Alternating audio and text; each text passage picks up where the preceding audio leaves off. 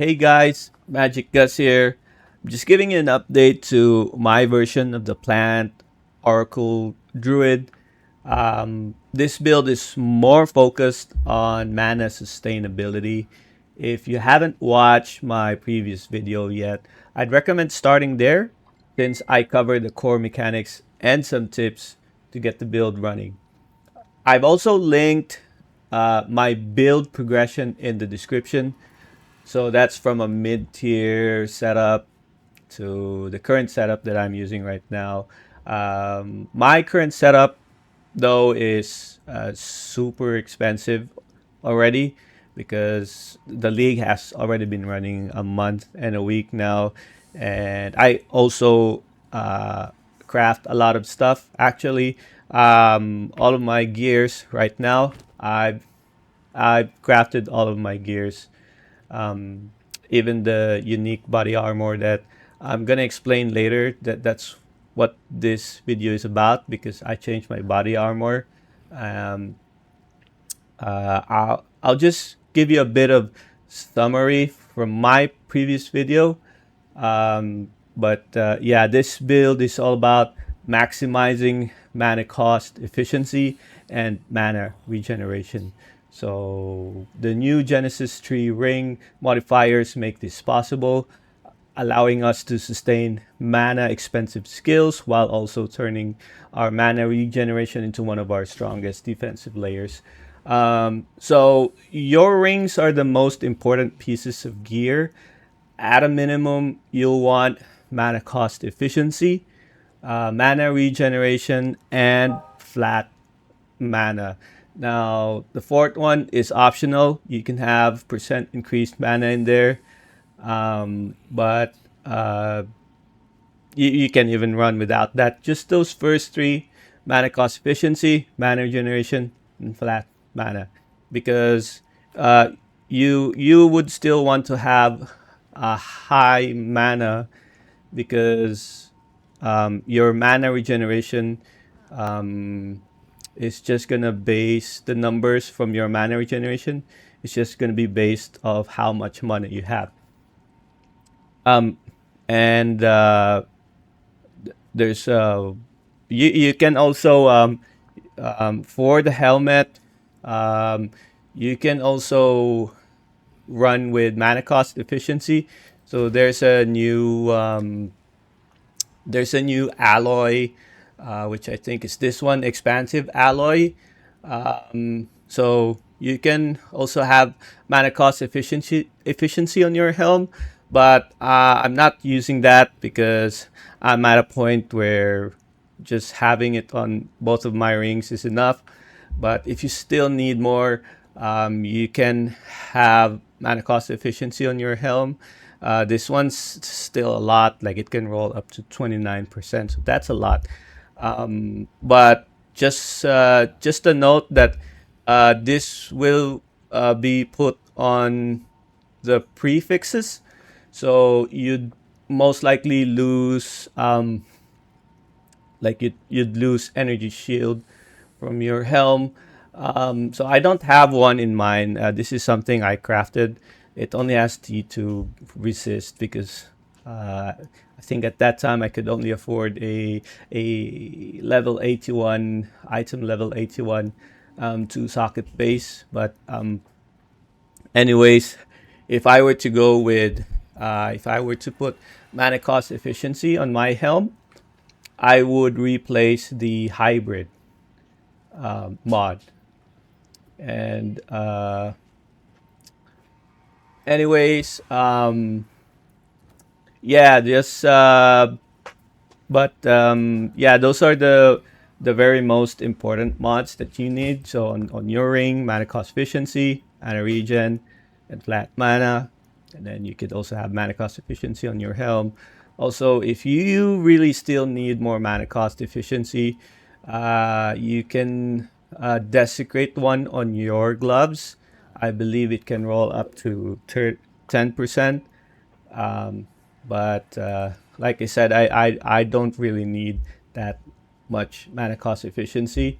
I'm at a point where it's okay. Like I'll just show you. So I'm just casting Entangle. So Like my mana just doesn't go down. And my cast speed right now is 2.8. So even if I use this other belt, I have this belt just for pure boss maps, because I wouldn't be able to use Headhunter for um, um, on a map where there are no rare monsters. So even if I switch to this, like my cast per second is 3.01 right now, and yeah, it's still fine. Like my mana is still fine. Yeah, just to give you an idea of um like like how my mana is at the moment. If I cast Entangle, like if I continuously cast Entangle. So I also show you some stats of my mana. So my mana at the moment is 1.7k, and my mana region per second is 318. I also have the mana region here. It's a transcendent limb. You can get this in the temple, but that's only while I'm moving. So when I'm moving, I get 334 mana region. But that's it. That's really the core for this build. And for the update, what I switched here is my armor. So I switched my armor to Waveshaper.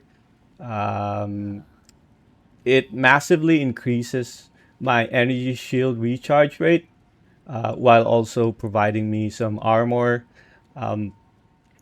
Like it says here, so increases and reductions to mana regeneration rate also apply to my energy shield recharge rate. And I'm also going to gain 49% of my maximum mana as armor. So that it doesn't look much like the armor, like it's just 36%. It may not look much, but I compare this with a normal ES body armor. So I have 0% armor, and 36% is actually very huge. I mean, that's a physical damage reduction, 36%. So there's a lot of skills that are physical damage reduction, like bleed, like blood skills from boss, and even the normal hits are physical damage. But yeah, it might not, you'd think like 36%, that's like nothing, but it actually made a difference. So that really helped. But the main thing here really is my energy shield recharge per second.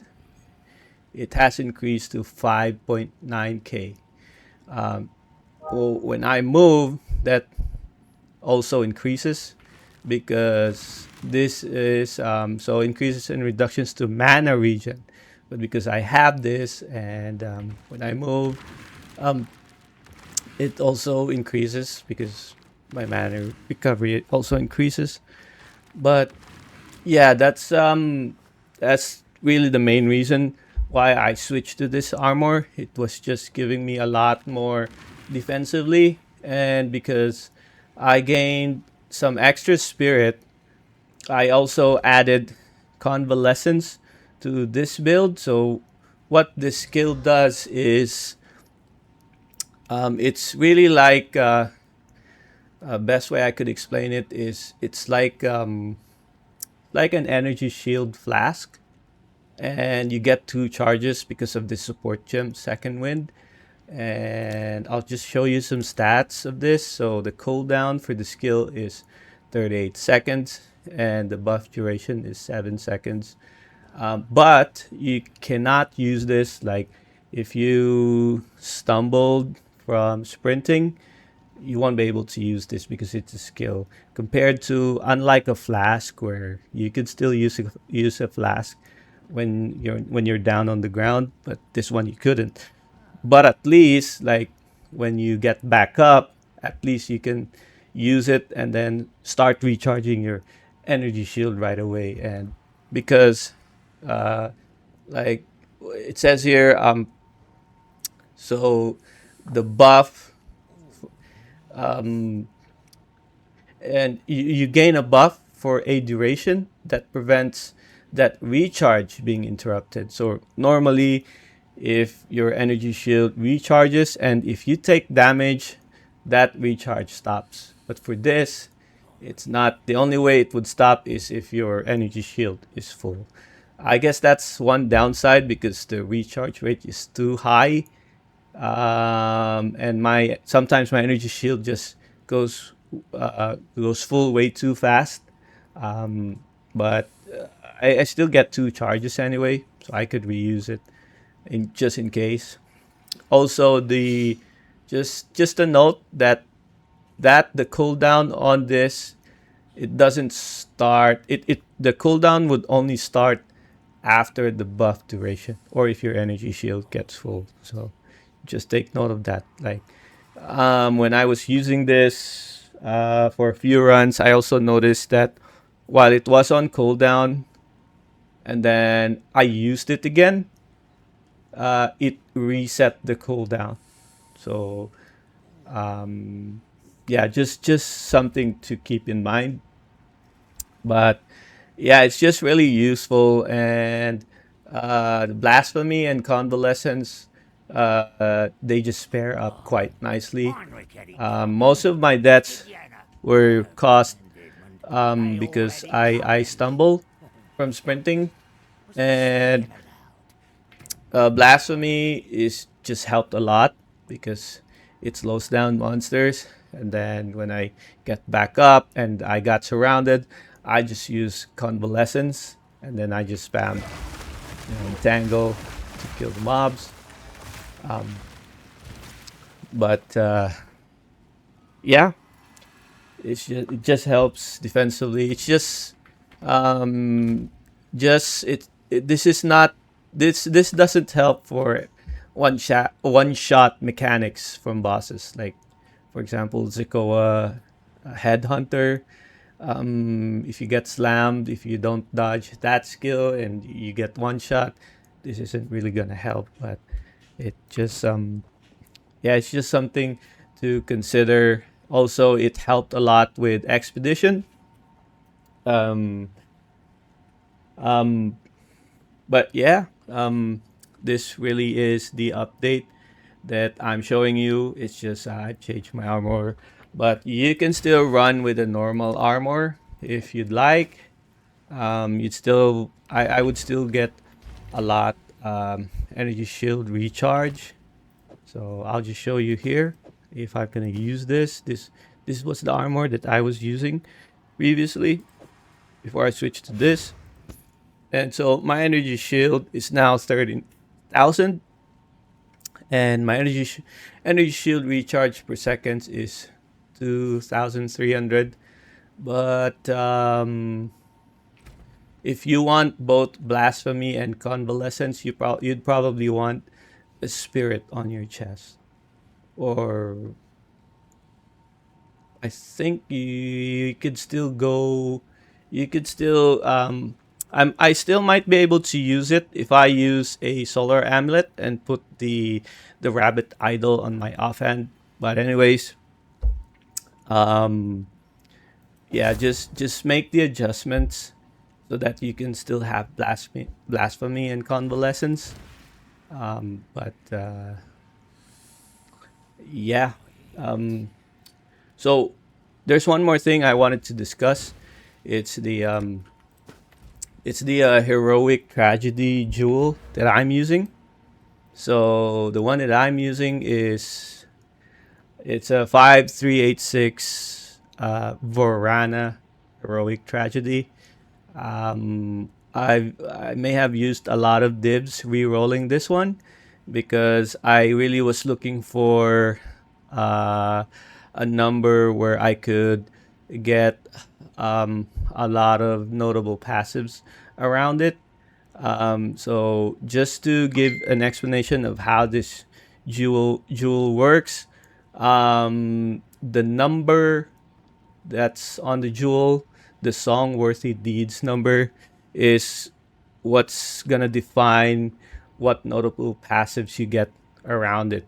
So I'll just give you an example here.